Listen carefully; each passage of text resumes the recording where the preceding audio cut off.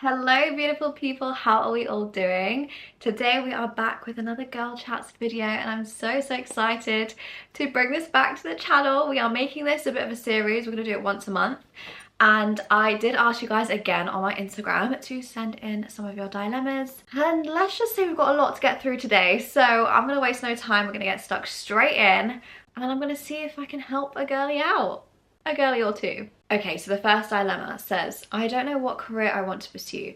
Finding it hard to realise what my true passion is. Do you know what? This is so relatable, and I don't think there's one person out there that hasn't questioned like the career choice that they've made, or even changed their career choice or thought about changing it. I think those feelings and that process is so normal these days. I know firsthand. I have done a complete 180 on my whole career in the last year. I started off working in corporate, working a big four job, and I did that job since I was a graduate fresh out of uni. In the same way that you're thinking I don't know what to pursue, I was in that mindset for a long time as well, and I was just going with the flow. I was going with what I was told to do and what was expected of me, but I never really necessarily had a passion for what I was working in at the time. But in the meantime, I'd been growing my socials online for a long time, and I knew in the back of my head that that is what I wanted to do full time. I just never believed that I could actually sustain it as a full-time job. And I also had the fears of, having to rely on being self-employed and, not having a consistent income.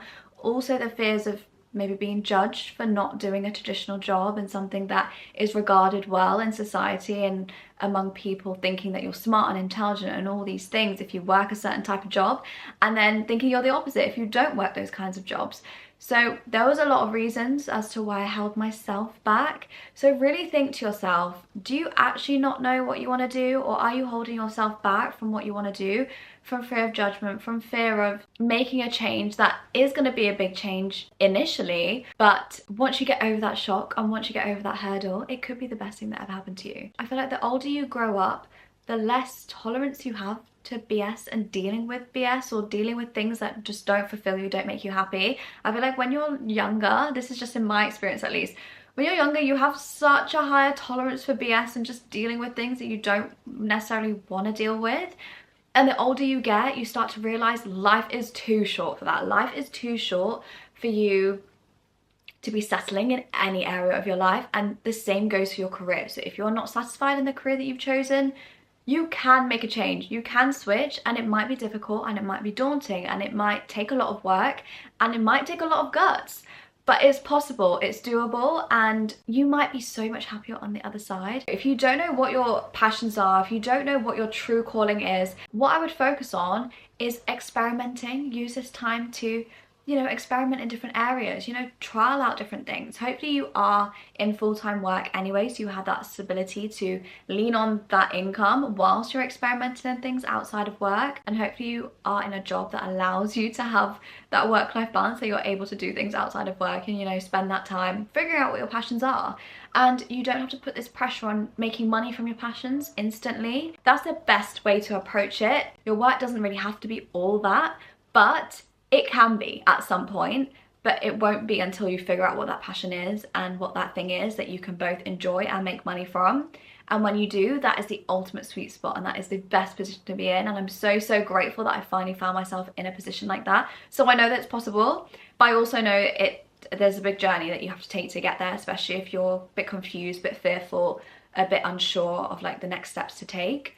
But hopefully that gives you a bit of guidance on how you can, take those next steps in the right direction. Okay, the next dilemma is, how do you deal with painful periods? I got this alongside someone just put PMDD and loads of exclamation marks, so I want to touch on that as well. And you guys, I've been meaning to do an entire video on these topics separately on my channel, because this is a big topic for me. You guys know I've been struggling with painful periods for a very long portion of my life, and PMDD as well. I recently got diagnosed with last year, so I'm definitely overdue kind of giving you guys an update on the situation and what I've been kind of doing in the last few years or year or so to kind of combat my symptoms and things. And hopefully I can share something that also helps you, because I know that everyone kind of deals with their period very differently. And it's funny that this has come up this time around, and I definitely wanted to touch on it because as I'm sat here right now, I am on my period, and it's the first day, which is usually a complete write-off for me. And me, maybe like a year ago, 2 years ago from now, if you told me to sit in front of the camera on the first day of my period and film a video and be coherent and actually not look like death and not be like almost vomiting and fainting and crying in agony, if you told me to try do that, I would have screamed in your face, because what do you mean? Like, how am I actually meant to function as a fully human being on the first day of my period? Well, guess what? We're on our first day of our period right now, and don't get me wrong, I'm in pain. We've got a hot water bottle situation down here. Like, we're stocked up on the painkillers. And what I will go into is some of the tips that have really started to help me recently, managing my pain so much better, which has also in turn helped me manage my PMDD. I feel like I do treat my painful periods and PMDD quite separately, because obviously one's a mental aspect, one's a physical aspect, and I feel like they are triggered slightly by different things, but they also overlap quite a lot. So let's start with the painful periods and the cramps and just all the symptoms like physically that come with, you know, struggling with your period. So basically at the beginning of this year, I went for a cupping session. I actually went to a holistic nurse or coach. I'm not quite sure what the term is, like what their title is, but I went for a cupping session. This is back in February, I think, and since then my periods, touch wood, alhamdulillah, have improved so much. They're still very much painful, but they are manageable, and that is the key word, because before they were not manageable in any sense of the word.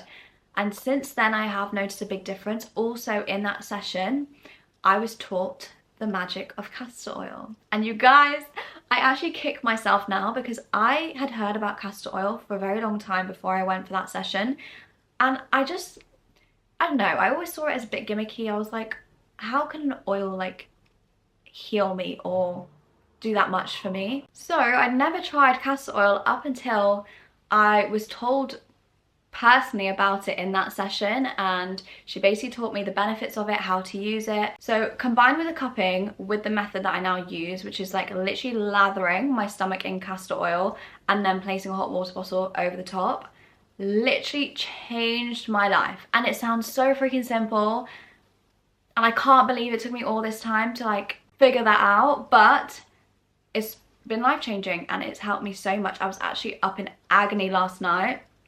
And what I used to do in the nights, guys, I don't know if this is even healthy, but I used to use a TENS machine. It was specifically for periods, so it had two little things that you stick to your stomach, and then I would use the TENS machine all night long. That's the only way I could sleep through my periods. Like if I got my period in the middle of the night, and obviously it would cause me so much agony, the cramps were unbearable, I would not be able to sleep all night. The hot water bottle was not enough to like soothe it completely. Using a TENS machine, it doesn't feel like long term that's a healthy option to take, just because it's actually affecting your nerves.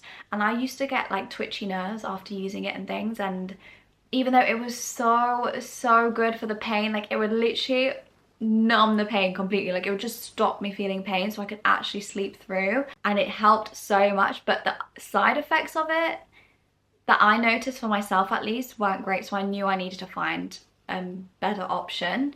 So when I did the cupping, I definitely think like drawing out the bad blood or whatever the cupping entails, that definitely helped a lot. And then combining that with the castor oil and like just combining that with heat helps so much. And that's what I did last night, and it really did soothe it.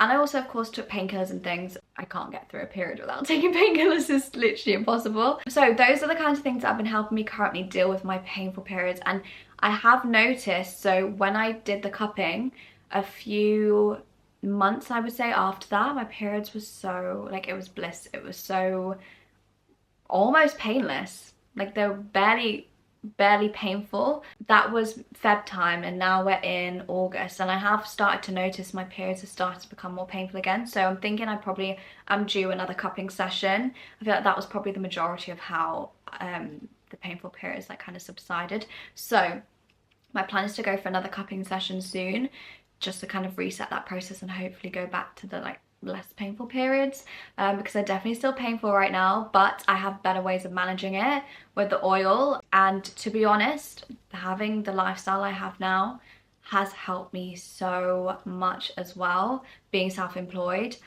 I already know just from the way that my body deals with periods and has done for years, 9 to 5 life was never for me. As a woman, 9 to 5 life is not for you. I'm sorry, but that world and that lifestyle is not built for us. And I know there are some women that literally are not fazed by their period, and you know, they can work like a man and have that 24-hour cycle, and that's fine. But the majority, I want to say, aren't built that way. And I feel like it's fine to say that, and I feel like it's fine to accept that. And I don't think it's a negative, and I don't think it means that you know, can't be successful, or you can't, I don't know, function in a business setting, or like women can't do what men can do. But at the same time, I don't feel like we should put the pressure on ourselves to do what men can do, because we are biologically different.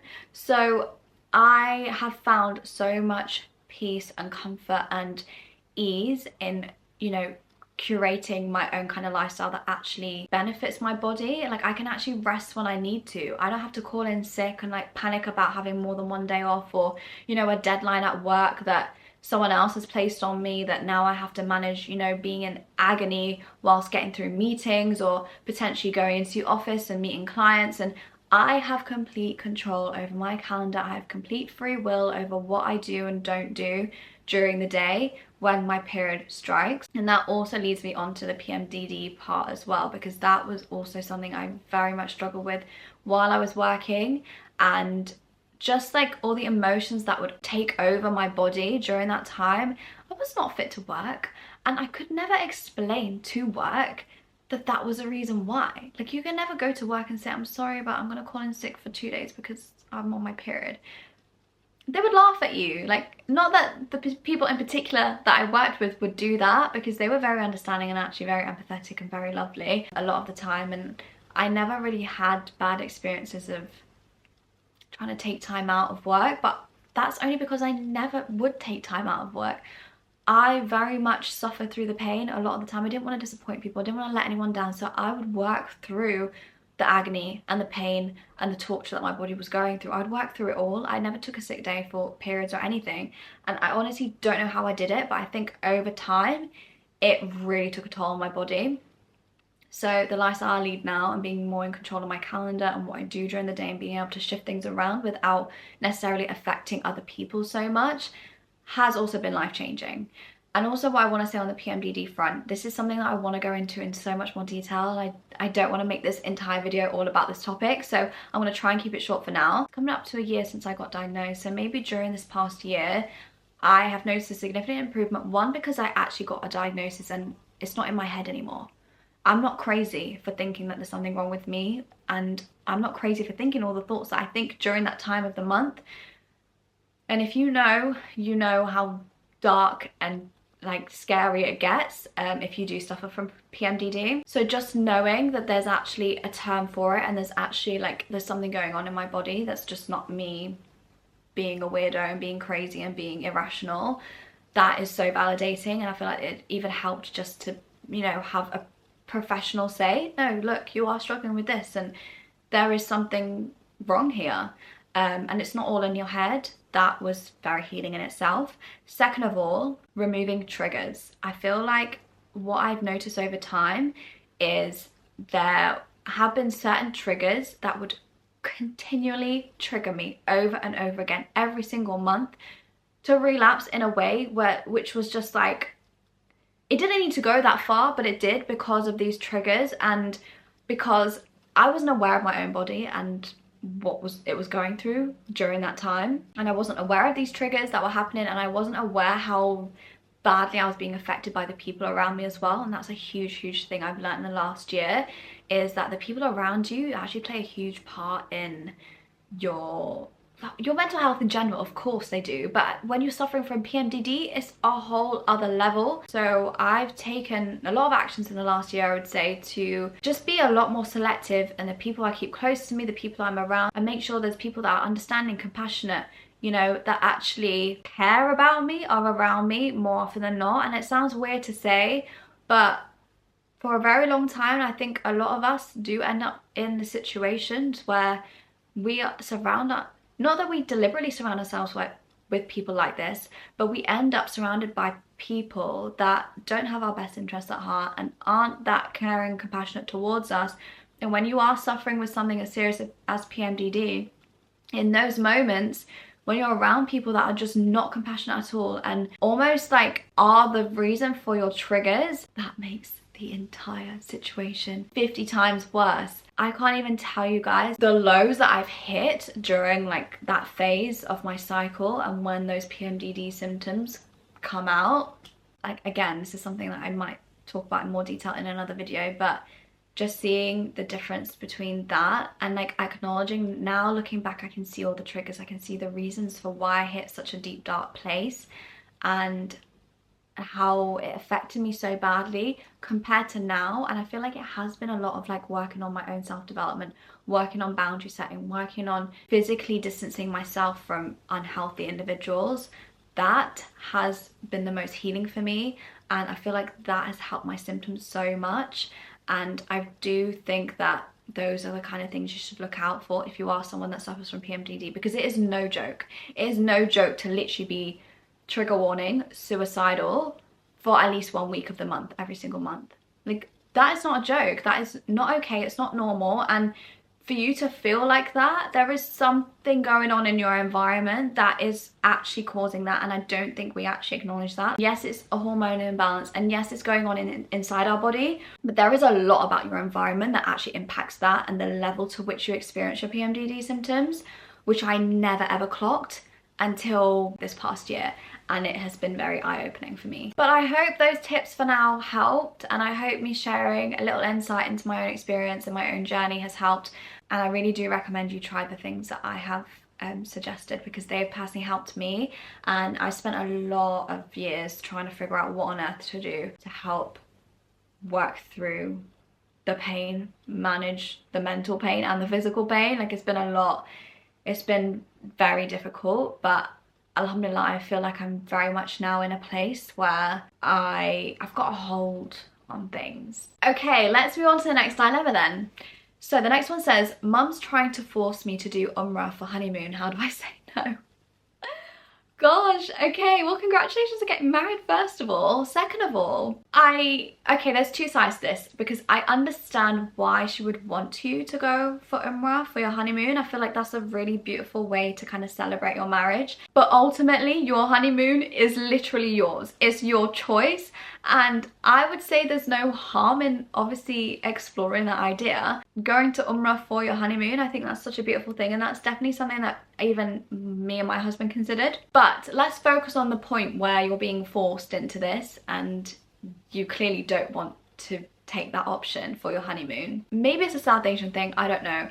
But I feel like we grow up with it ingrained in us that we constantly have to do as we're told, do as we're told, do as we're told. That we don't have autonomy, we don't have agency over our own lives. We're constantly in this state of like waiting for the next instruction, or worrying about, oh, but if I step out of line, what are the consequences? And you get to a point where that has to completely stop. And no, they won't stop telling you what to do, but you have to turn a switch on in your own brain that tells you, I'm gonna take this information in and it's going to go in one ear and out the other. And no disrespect to anyone's parents, but there is a level between being told what to do as a child and, you know, listening to your elders because they, you know, have authority in your life first of all, but also they know best in a lot of situations as you're growing up.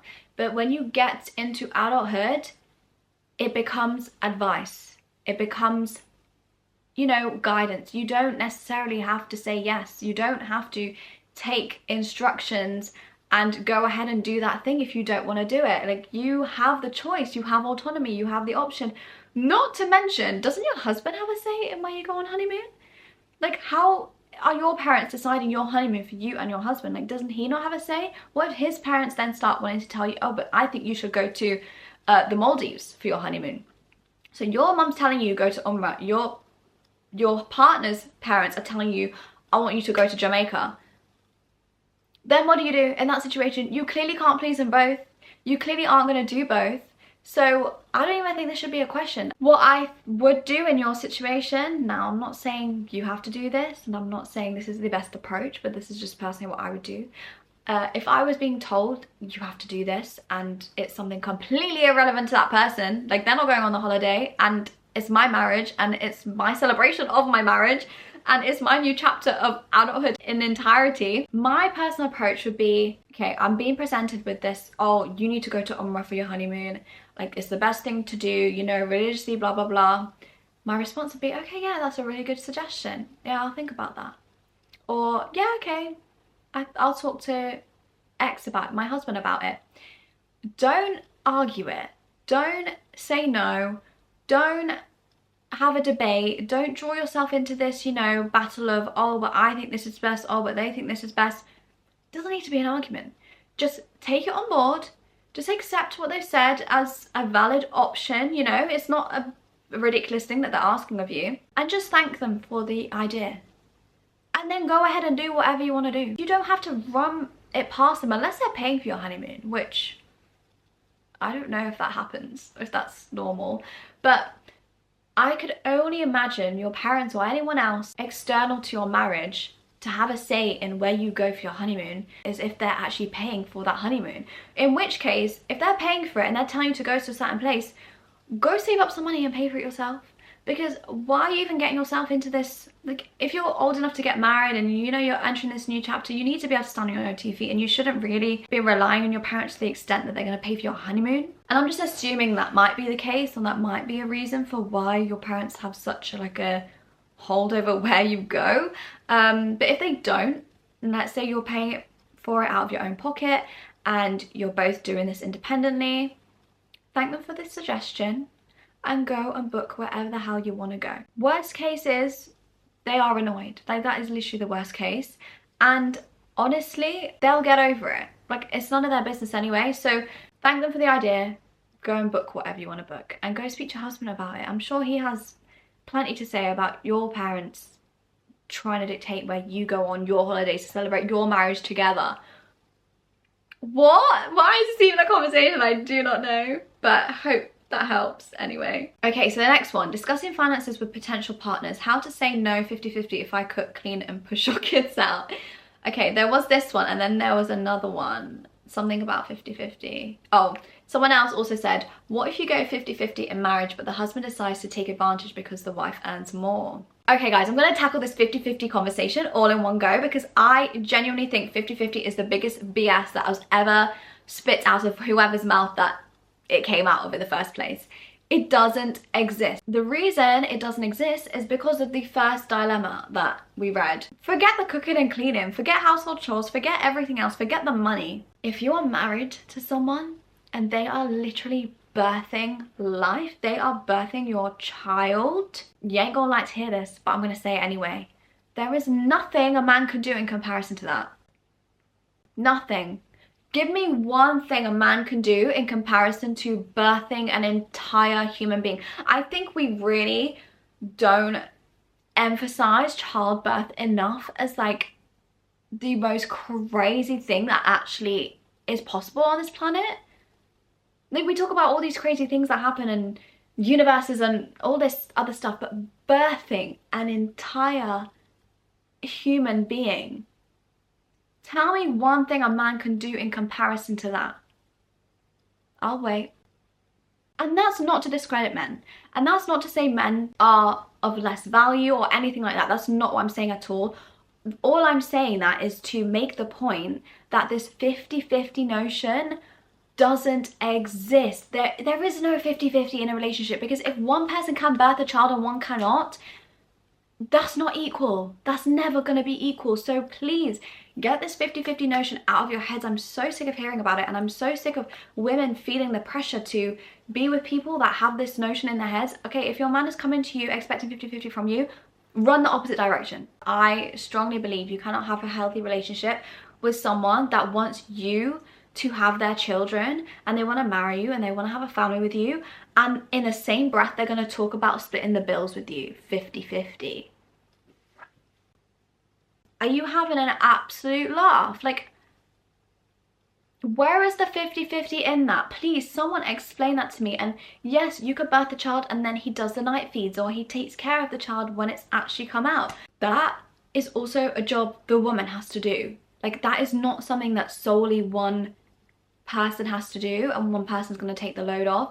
And even if he took all the load of that, it doesn't replace you birthing that child. Like, I don't understand why people find it so hard to comprehend. Like, childbirth? Like, I've never been through it. And I don't know if I ever want to go through that, because I don't think society takes it seriously enough. Like, women, and I know our bodies are made for that, but are they? Like, the amount of difficulties that come with it, the amount of women that are like physically affected for the rest of their lives post childbirth, the 9 months that they carry that child, the labor process itself, like how traumatic the entire experience is, the near-death experience of it. Tell me anything that can compare to that a man is going to do for you. There isn't anything. There really truly isn't anything. So please, the least he can do is pick up a bigger share of the bills if you are a parent. Okay, there's two different sides to this coin. If you are a woman who hasn't had kids yet, someone in my situation, young, no kids, building their career, on equal playing field to their husband in terms of career-wise, like we're both building it, we're both earning money, we're both working towards our own goals, we don't have any kids in the picture yet. It's absolutely fine at that stage to think about, okay, what's the best way to share out finances, costs of things? How are we going to do this in an equitable way? Doesn't necessarily mean 50-50 split, but we can come to an agreement as to, okay, well, I'll take responsibility of this, you take responsibility of that. And depending on the amount each other earns, depending on the amount that each other wants to contribute, depending on like lifestyles and expectations of that, like that's going to look different for everybody. But it is totally fine in that situation to be like, okay, let's make things even around here for this moment in time. As soon as you bring children into the picture, there's no even. There's no such thing. You can't, tell me how you can even out the load of one person going into birth. Forget that. Let's go from the beginning. One person being pregnant for 9 months, then they go into birth, then they go into labor, then they have that child, then they have that post-birth recovery, whether they've been cut open, whether they've, you know, been torn down, or it traumatized me just talking about it. But all the things that go into, you know, making a child, birthing a child, then later raising a child, which is obviously what the dad would typically be more involved with. He can't birth the child for you, I get it. But because he can't do that, his sole responsibility is looking after you, his wife, the mother of his kids. So if that means financially, emotionally, mentally, in all the ways, that is his job. That's what he has to do. So you're out of work because you're giving birth to a child and recovering from it. There's no such thing as 50-50 financially. You're not in work. It's not possible for you to work. And even if he stays at home to look after kids or whatever dynamic you have, you figure that out for yourselves. But generally, this 50-50 thing, in my world, it doesn't exist. It absolutely doesn't exist. So if you're discussing finances with a partner and they're not happy with you not liking the 50-50 idea, there's the door right there. Use it. On to the next, because there's no time to be wasted with people that don't get the severity and like the amount a woman goes through. It doesn't take a rocket scientist to figure out how crazy that whole experience is that a man will never ever experience. Anyways, we'll move on from that one because we got a bit heated there. I'm very passionate about that topic because I just find it so frustrating, the general society norms that have kind of evolved with this whole 50-50 notion. And women, yes, women work, okay, fantastic, but that doesn't mean she has to pay 50% of the bills when she still has all the other responsibilities that a woman traditionally has. How is that fair? That's not a 50-50 split. Anyways, we'll move on. Okay, let's stay on the topic of marriage then, just for a second. Also, I don't know what my hair's doing, but hopefully it's not looking too crazy throughout this video. Someone put, how normal is it to have marriage issues in the beginning when you're first married and adjusting for both of you, not just the woman? So, marriage issues. Now, I've been married for almost a year at this point, so I don't know if I'm fully qualified to answer this question, but I will answer it based on my experience so far. And my experience is that issues have levels. You have big issues and you have small issues. So in answering this question, I'll look at it from those two lenses, from small issues and big issues. Small issues, yes, that is going to happen. You're adjusting to living with a new person that you've probably never lived with before. You don't know all their ins and outs of, you know, their daily habits, how they live their life in general, the things that they like to do, their morning routine, their nighttime routine, how they like to relax.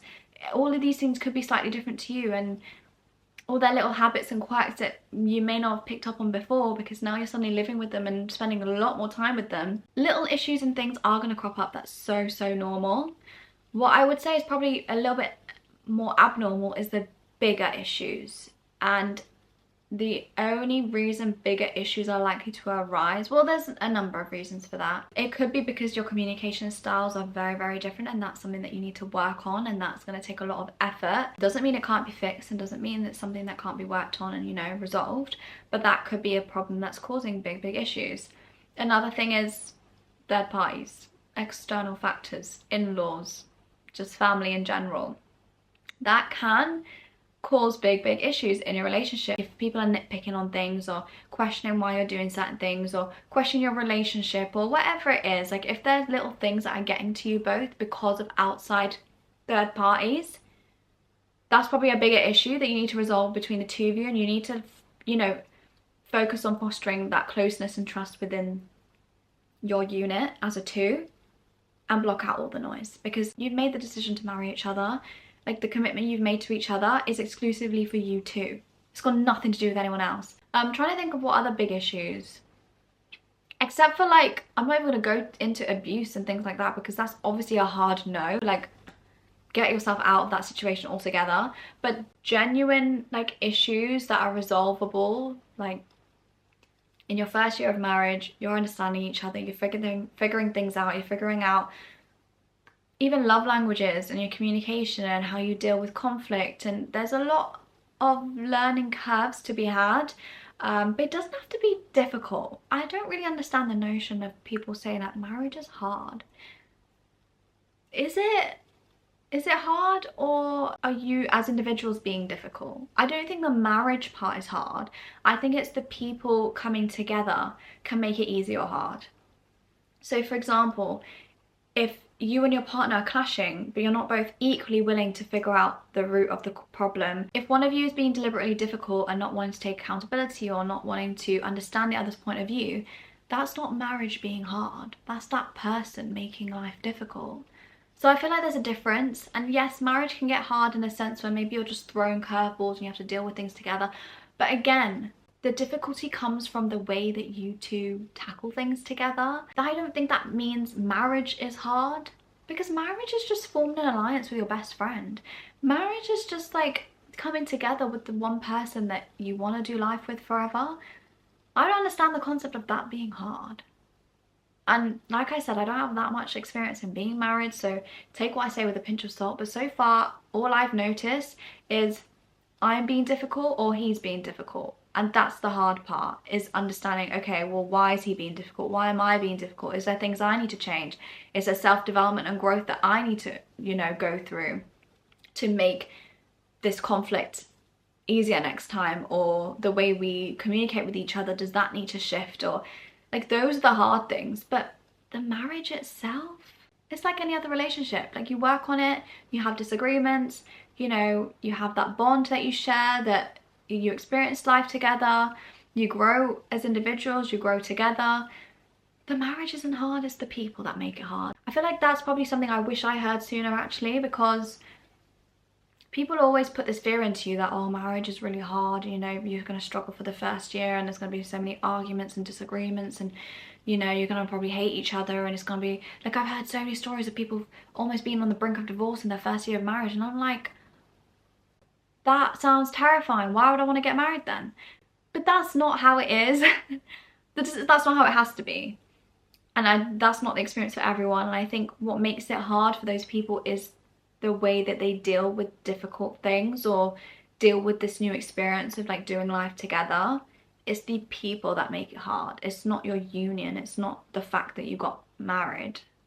And I do want to make a distinction between the two things, because they are different. They're different in my head. But anyways, that's my 2 cents on that. Okay guys, I'm gonna leave that video there because I have a feeling this was a long one. I'm gonna try and make it concise in the edit, but hopefully I gave you guys a good amount of advice and helped you figure out certain situations that you're going through. And if anyone can relate to anything we discussed in this video, let me know in the comments. Let me know if you have any advice for our girlies, because I want this to be a community where we all help each other out, and I am just one person with their own life experiences, with their own thoughts and opinions on things. It doesn't necessarily make me right. It just is my way of doing things, I guess, and I kind of just wanted to continue this series of these videos so that you guys realize that you're not alone in the problems that you face, and hopefully just by like talking it through or like hearing someone talk your problem through, it just makes you realize that it is solvable and there are, you know, ways of dealing with it, and you obviously find the best way of dealing with it for you. I'm not going to expect you to take all my advice and run with it, but hopefully I've given you a bit of guidance in the right direction. I've tried my best anyway. But we'll leave that video there, you guys. I really hope you enjoyed it. Give it a thumbs up if you did. I'll be back next month with another one of these, so definitely make sure you'll follow me on Instagram and all my other socials. I'll leave them on the screen so that you can stay up to date with my content and just be more in the loop, you know, day to day with what I've got going on, and when I do post another one of those stories to get you involved in these videos, then you'll be able to take part in the next one if you haven't been already. But yeah, I'm gonna love you and leave you guys. Thank you so much for watching, and I'll catch you in the next video. Bye guys. Mwah.